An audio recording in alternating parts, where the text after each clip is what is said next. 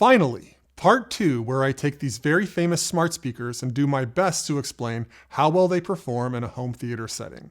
I know I'm a little late, though I really wanted to make sure my video was the last to get uploaded on this topic as not to draw too much attention. So I have the same cast of characters as in part 1 that was music focused, the Apple HomePods Gen 2, the Sonos Era 100 and 300, and the Sonos 5. As I have gone over the new Era features repeatedly and extensively in multiple videos, I will be focusing nearly exclusively on my sound performance observations. If you're seeking the complete review experience where I talk about features and music, start here with part 1, and then without delay or funny business, come back here to this video. No takebacks. Anyway, this video will be done in 2 parts. Part A, assess all of these speakers as TV enhancing stereo pairs. So, you know, the speakers positioned up front, left and right, business oriented, missionary. I'll touch on some usability quirks of which you should be aware. When talking sound quality, I'll try to get at, do they delight, impress, disappoint, confuse? I'll also touch on the contribution of the Sonos Sub Gen 3. Part B, perhaps the only information you may be interested in. I do like to keep my viewers wanting. I'll get that checked out. Anyway, in part B, we'll assess the 100s, 300s, and 5s as rear speakers to the Arc and riff on whether the new speakers elevate the sound beyond what was available before the Eras. As the vast majority of Sonos rear speakers were 1s or Play 1s until about 45 seconds ago, at the time of this recording, I will bring the 1s into the discussion to give you some upgrade guidance. Okay, enough flirting. Let's do this thing, starting with the HomePods. If you have an Apple TV and set up the HomePods, you will be prompted on your rectangular device to pair with the Apple TV. You can also set them as the default speaker in settings of the Apple Home app. To save time, I'll leave the setup advice there. Sound-wise, the HomePods are a reasonable purchase as a TV-enhancing stereo pair. In most contexts, their performance is sufficient. Now that the nice talk is out of the way, I'm going to spend the majority of my remaining time with this product complaining. In the movies where these speakers are meant to perform well, punch above their weight, I was left feeling flat and perplexed. While watching the extended opening action scene in Underground 6, I was repeatedly irked at how anemic the sound was. I was kind of fearing the opposite, an overly aggressive boominess from the music listening experience that would muddy the overall sound. What I found was an overemphasis on upper mids with underwhelming bass.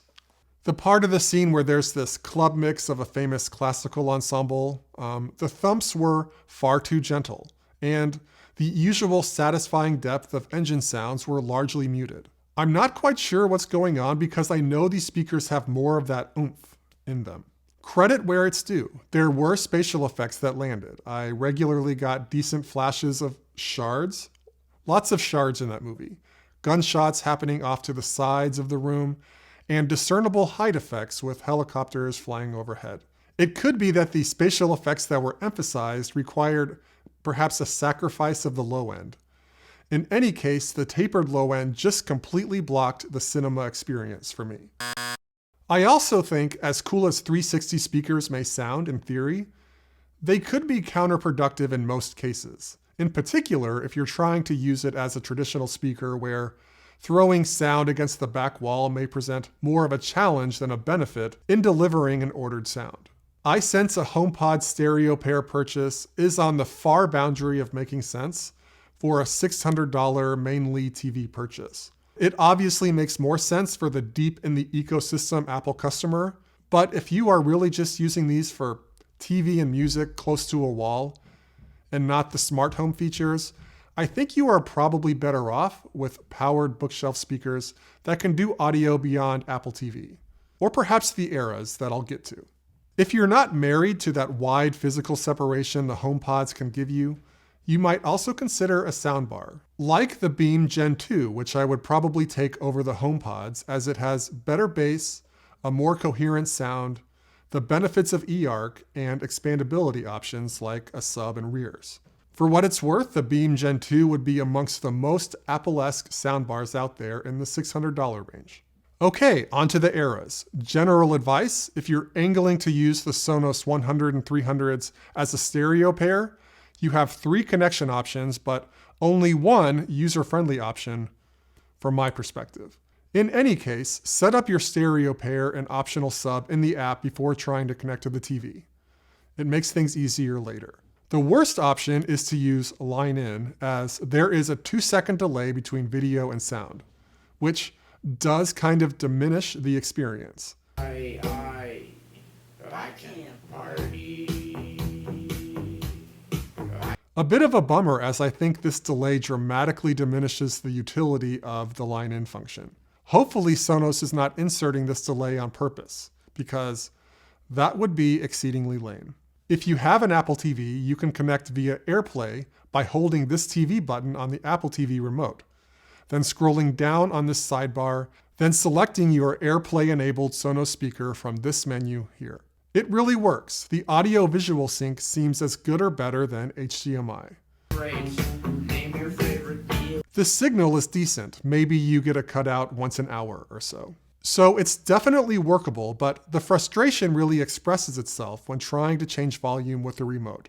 It seems you can only adjust the AirPlay speaker volume with the Apple remote when this AirPlay menu is showing. So if you're fine staying in the Apple TV environment and are perfectly happy managing volume with the Sonos app or having to take extra steps with Apple TV, go AirPlay.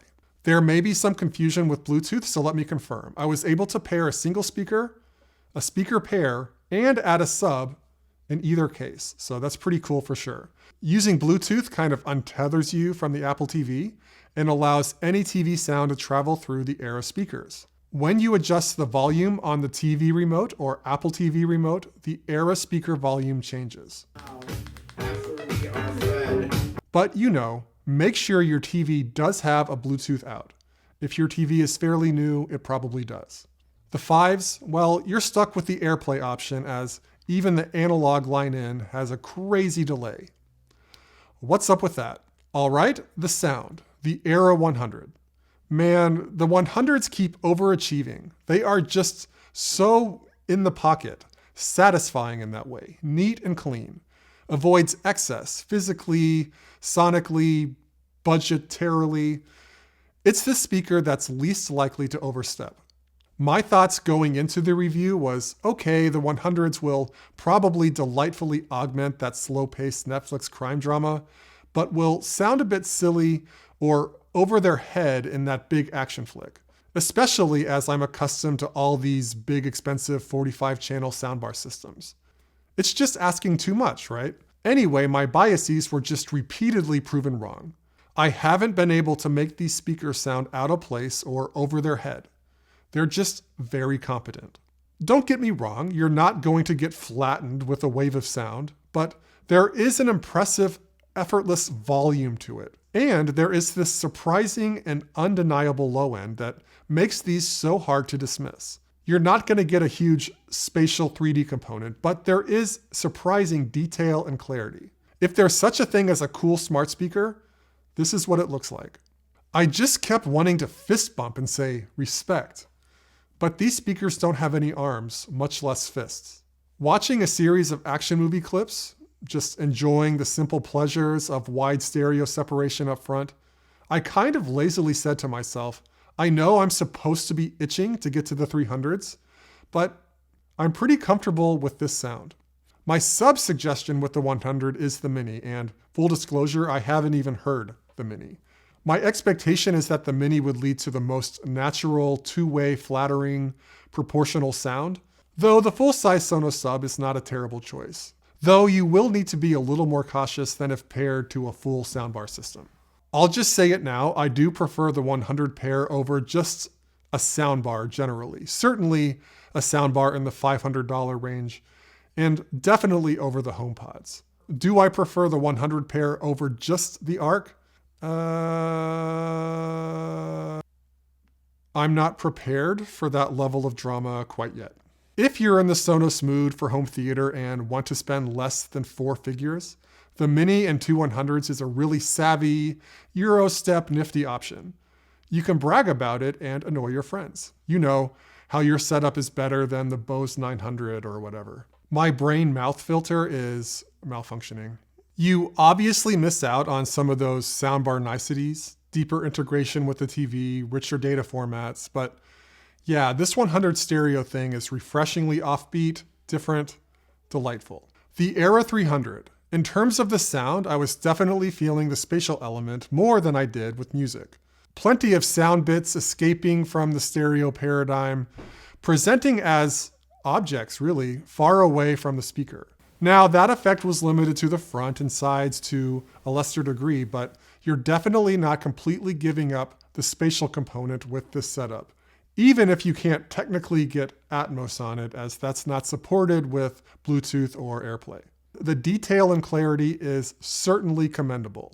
In terms of presenting the cinematic range, the low rumbles, I found it was there, but I had to up the bass to about maybe 60-65% to really emotionally move me into that theater feel. Though this can give the voice a little too much resonance, in particular the dramatic voiceovers and the like. The HomePods would have benefited from some EQ controls for sure. When watching 6 Underground, yes, I watched that a lot in this review, let's say expectations were met based on what these speakers are supposed to do well. Plenty of separation and sound effects from each other, but also in space. You know, separating the engine rev that's being presented over there with the glass breaking being presented over there. I don't think the 300s are exceptional in terms of depth and richness, so parts of the sound can come across a bit underfed or diety, so not the most luxurious choice for slow-paced dramas that are largely dialogue-oriented or shows with plotting soundscapes and soundtracks. The 300s shine in those purposefully spatial, adrenaline-fueled content. And I think it's worth pointing out, it definitely separates itself from the HomePods in spatial competency and overall sound.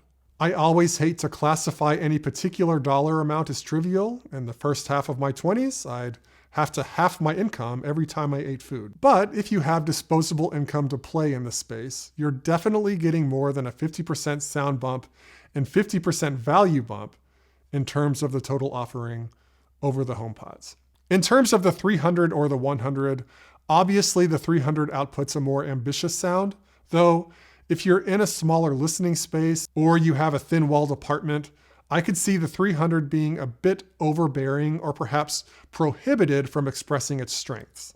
I think the 100s are a better fit in those more intimate spaces. If your home theater is in a big space and you have the money, grab the 300s.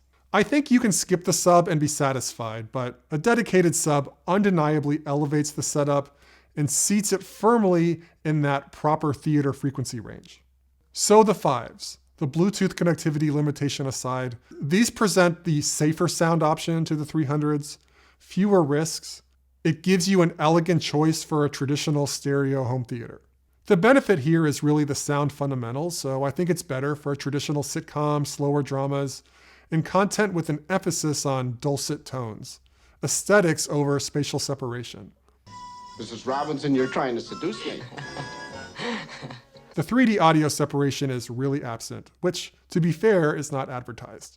Though that doesn't mean you don't get really good sound separation and imaging. I think you'll find the sound to be more fortified than the 300s. All that being said, I do tend to lean towards the 300s over the 5s, as I think the future will continue to emphasize spatial effects, and it's not as if the 300 is somehow completely lacking in sound richness. The 300 is a lot more practical to set up as a TV stereo pair with Bluetooth. It's cheaper and it's newer. So I think dialogue with these stereo setups deserves a discussion. I found the dialogue amongst all the Sonos speakers to be acceptable, but if you're used to soundbar sound, you may be accustomed to or need a particular dialogue boost. Because you're being extremely naughty using Sonos speakers for something other than music or rear speakers, there are no dialogue boost modes, or I suspect any particular effort put into the emphasis of dialogue, as you might get with a soundbar. As such, and depending on your needs, this may really not be your bag. Okay, finally, how do these 3 Sonos speakers perform as rear speakers to the Arc? First up, the Arc and 100s. I think you can kind of guess where I'm going. These 100s are ballers. Just put them in a context and they're going to delight relative to expectation. So you know, the price and form factor. As rears, and I'm focusing on the high action content, they do something like put a nice polish on the sound relative to the ones. I noticed a greater sense of clarity, separation, and fullness. The imagery that kept coming to mind is ninja. They are sparing and disciplined, clean and precise. However, I don't think they're fulfilling a role that the ones weren't, so I'm not claiming a categorical shift here. Other observations, perfectly timed directional handoffs. The bar and rears do seem to really click and gel. The 100s bring a renewed energy, but it's to the benefit of the whole sound, not just the rear sound. The ARC and 300s. Well,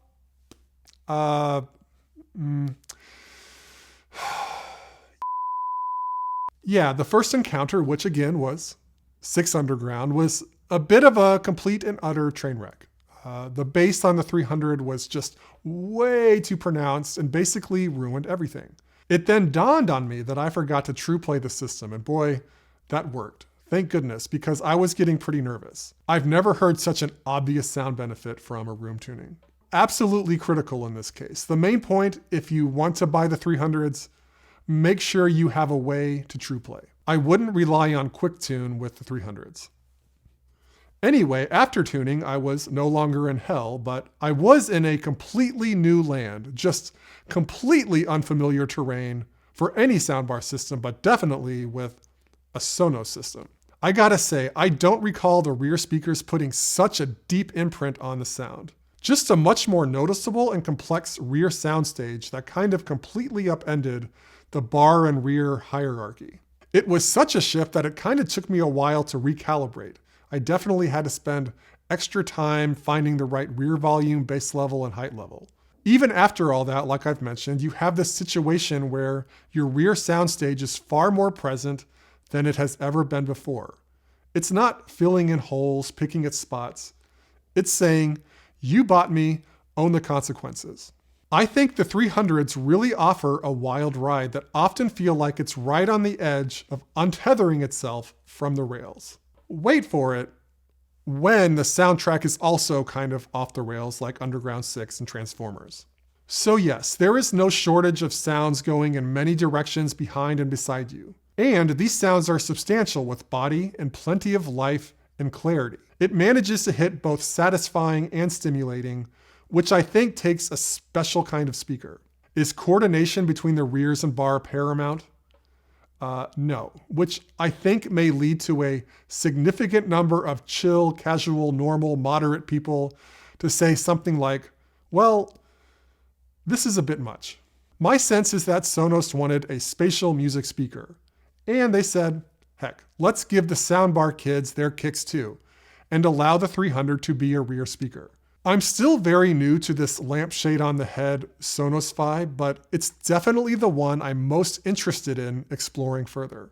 Lampshade on head! Unfortunately, it's going to take me a little longer than the normal review to get my views firmed up. Moving away from the crazy movies, one being forced to watch as a spousal bonding activity, a more typical soundtrack, the 300 sounded very buttoned up, normal, with maybe some extra atmospherics. So again, the 300s are crazy when you choose crazy. I think the 300s is the setup for my core audience, the kind of viewer that watches soundbar reviews for fun and is interested in pushing boundaries. I would not recommend the 300s for those seeking a safe, risk-free soundbar system sound. The 5s. I'm going to cover this, but I don't think I'm going to reveal any surprises. If you are seeking the hulkiest, densest Sonos experience, these are what you want. This is the pairing that's going to get deepest in your chest, the richest experience. I think a weighty blanket is a good analogy. In terms of hearing all the details, generating atmosphere and electricity, I would give that to the 300s as the drivers are more separated and less likely to interfere with each other. The 5s, like the 100s, are less likely to go off script. They're not particularly spatial. I didn't find Atmos performance to be all that much better than with the 100s. Paying $1,100 for rear speakers, I would have hoped for more coordination with the bar. They have a bit too much presence and weight to kind of elegantly mesh with the bar, in particular if they're close to you. You can turn the volume down, but then you're kind of saying, why am I putting up interference between me and these really expensive speakers? I sense Sonos is also kind of thinking, why are you using these as rears? These really are meant as hardcore music speakers. If you want Sonos's tightest performance, go with the 100s. The most spatial and detaily, the 300s. Buy the 5s to get that, I suppose, the highest quality sound, but I'm not convinced that the marginal difference between the 300s and 5s and the lack of spatial presence, the age of the speaker, and the price will justify a 5s purchase for very many. My view, the Era 100 and 300 are largely successful in eclipsing the 1s and 5s. I'll try to wrap this up. I think the 100 should take the crown as the default smart speaker. I'm underwhelmed by the HomePods, but I really wanted to give them their due as they are high profile. If you're leaning towards the 100s, keep leaning. I think you'll be very satisfied with the purchase. The 300s, when buying these speakers, you are kind of signing this contract that is, Sonos, I know you're stepping out of your comfort zone, and I want to take that ride with you. For the 300 curious, you should expect the highest highs, plenty of normal moments, and a healthy handful of what is happening moments. The 5s, I think the case is increasingly difficult. They are big, expensive, last gen, they lack Bluetooth, and a voice assistant mic. You really have to be dedicated to the narrow hi-fi benefit that is a sound that may not always be more obviously hi-fi than the 300s. So where do I place the Arc with 300s relative to other notable systems? I'm playing with a Sonos configuration that I think might actually unseat my beloved A9s. Look for that in a future video. Anyway, thanks for watching. Help me get to my 20,000 sub goal by 2024 if you can. Wrapping this up, catch you on the next one.